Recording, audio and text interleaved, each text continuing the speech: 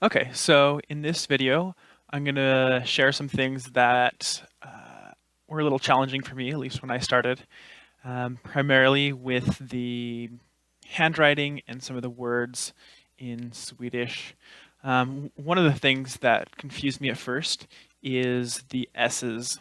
So if we see right here, we have this right here. His last name is Johansson. And this is actually an S. There's an S right here, and then there's an S right here. This is also an S right here. And it's interesting because it looks a lot like an F, like this guy right here. So this is Alfred. This is an F. This is an S right here. So I'm going to show kind of the difference between the F and the S real fast. So here we have same image. And so what they do is with this S is they come and they kind of come up and then they kind of go backwards right there like that. And so that's how they do their S's. So an F, like this guy down here, those ones kind of come up and then those ones hug out in front right there like an F. So an S right here, this is going to be curving back right here while the F is going forward. So as you can see, they use both the weird looking S and the normal looking S right here. This long S is used almost exclusively when there are two S's next to each other. There will be the small S and then there will be the long S. So here is an example of an uppercase S, which is also kind of weird. This is an S right here, uppercase S for Sven, right here. Here's also an uppercase S right here. And it's the same sort of thing. This one, even though this one's a little bit weird looking, it's the same sort of idea as how we do capital S's in cursive, but it's just not connected. So for example, they kind of come up. So that's how it should be, I guess. But instead of starting down at the very bottom, they just kind of start up here and they kind of go like this. So it looks kind of like an L instead of an S. But that's another thing that's a little peculiar on their things. And so here is something else that is a little bit strange, and that is this right here. This is the large, tall S followed by a little s. And so these are two S's right here. This is not the letter P. So that can be a little bit confusing as well. And we're going to go through some other things as well. So here, this is the letter F. So that could be a little bit confusing potentially. And then we've got the letter G right here. So it kind of looks to me like a lowercase g, but it could just very well be an uppercase G with a super tail right there.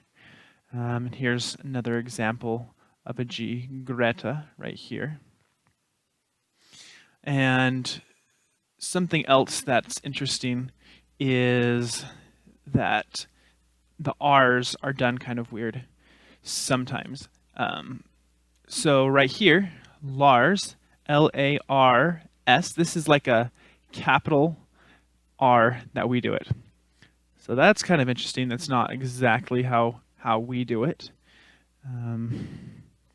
But then they also can do R's more normal ways.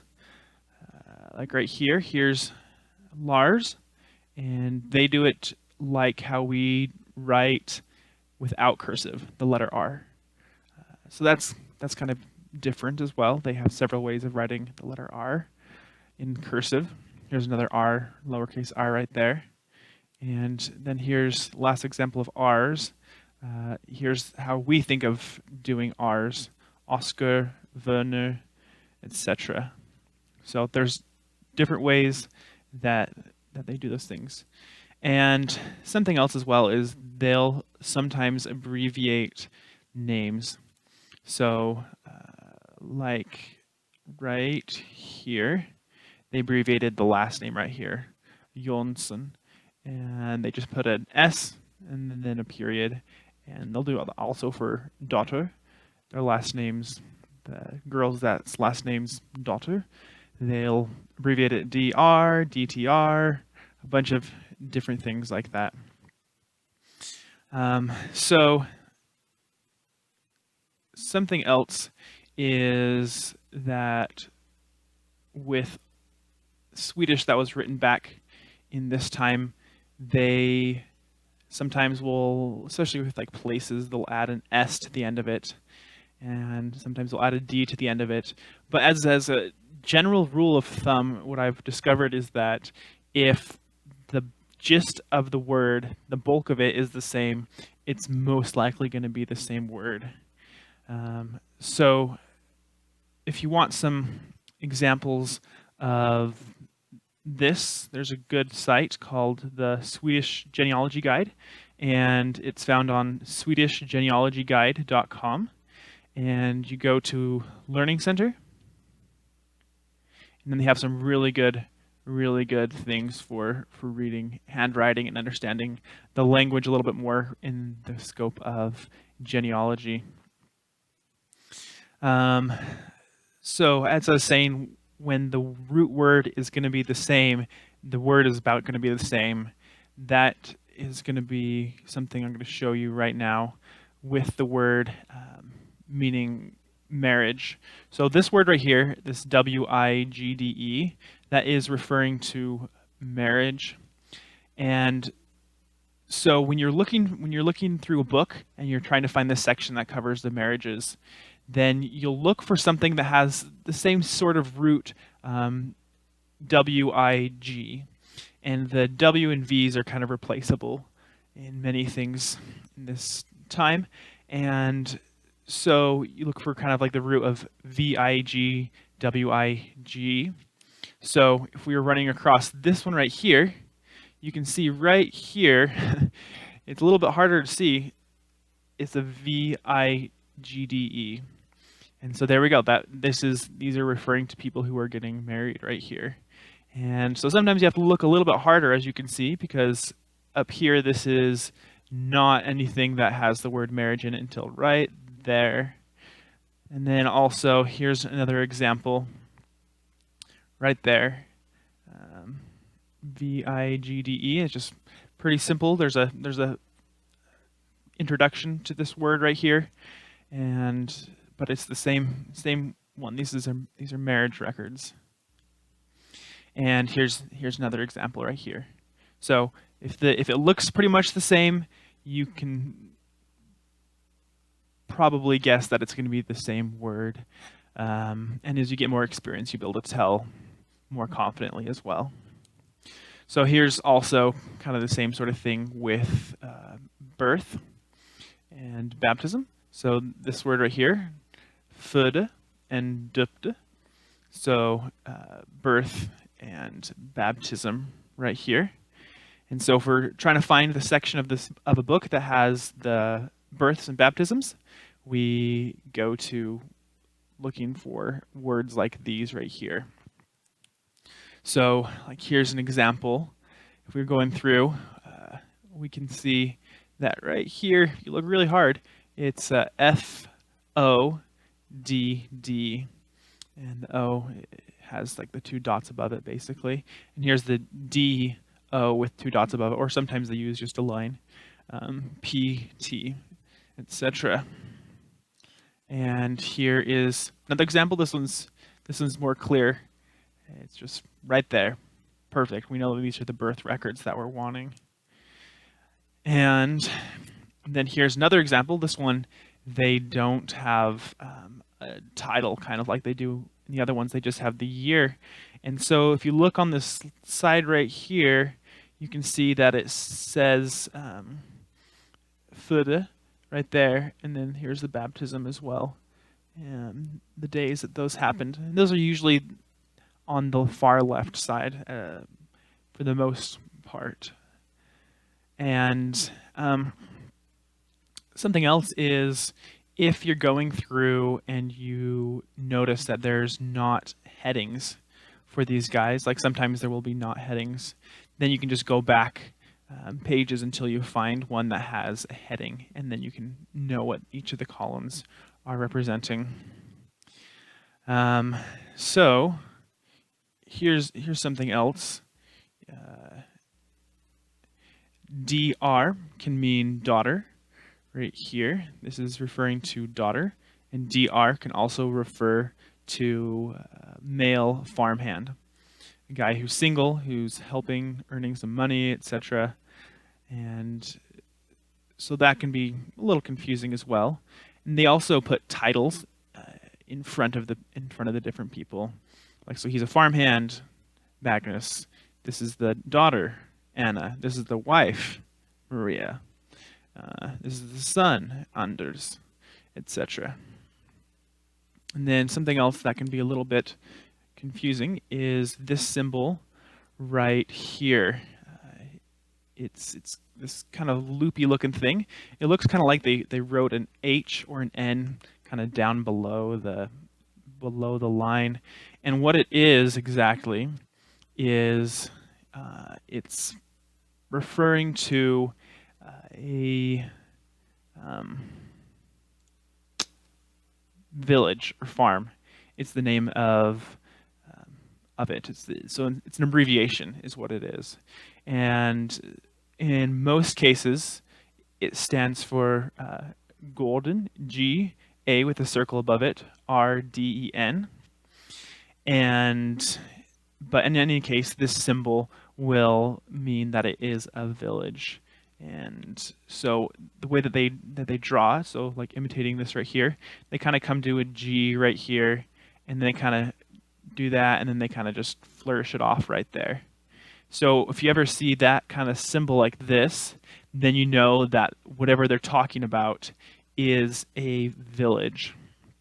So that is very, very helpful to know that that's what that symbol is talking about. The second letter symbol is also used to signify an abbreviation for a variety of other words. It's like in English how we use a period to indicate that something is an abbreviation. They use that second letter in the symbol to do that. They also use a colon to represent that something is an abbreviation. Okay, something else that is good to know, a resource, and is also on the same site as I showed you before, the Swedish Genealogy Guide, found at swedishgenealogyguide.com. So there's a learning center. Then there's also this dictionary right here, Swedish Historical Dictionary Database. And the wonderful thing about this is it is meant for Old Swedish. So words in Old Swedish were spelled differently than they were nowadays. And so you can use this to figure out what a word is. So if you can tell that it starts with a W-I-G, then you can type that in, click search, and it'll bring up all these different things. And like maybe you're looking, oh, hey, this is the one that I'm wanting to marry. That's what that is. The last letter is an A, etc. And you can also type in middle of the word and what it ends with. And here's the 3 extra characters of the alphabet, as well as the E. And so this is a very, very useful site to be able to determine what words are what on the images that you were looking at, both the columns, the headings on the columns, and within the document itself. Okay, so then another thing is the number 6. So and actually we'll get to the number 6 in a second. This is the number 9. So the 9 can be written kind of interestingly. Sometimes it's kind of like a G. So, but that's what this is right here, 1809. Is they just kind of take and swoop the 9 down a lot of the times. And so here's an example, another example of that, where the 9 is really swoopy. It's not page 2G, it's page 29. And then here's the example of the 6s. So sometimes you'll find that the letters aren't, or the numbers aren't connected entirely together. So this looks kind of like a 1 and then like a smaller 1, but this is actually a 6. So 1869 is what this is, 1868 right here. And so that can be a little bit confusing when things aren't entirely connected. And I haven't seen it too much myself, but every once in a while you'll run into it. And as long as you know what it is, then it's not that confusing.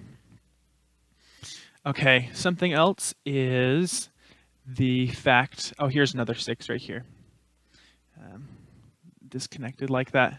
The fact that they will sometimes, actually very frequently, put their title or their village name or their occupation in front of their name on different records, especially like the marriage records. So, for example, this person right here, her name is Greta Jonsdottir, and her name, this is not all of her name right here. This is the place where she's living. So as we can see right here, here's that symbol right here. So we got, oh, okay. There's the symbol. That means this is the farm, Bossgården. And then here's also the place where she's living. And here's like her title. She was a maid. But not everyone has it in exactly that format. So like this person right here, it just has maid and then her. And with other people, maybe the village will be at the end, like right here. And so they just kind of put the information in there, and so it's up to you to determine what is what. But when you see a name, then that's the name. And you see a village, that's the village. It can be in any order that they want it to be in.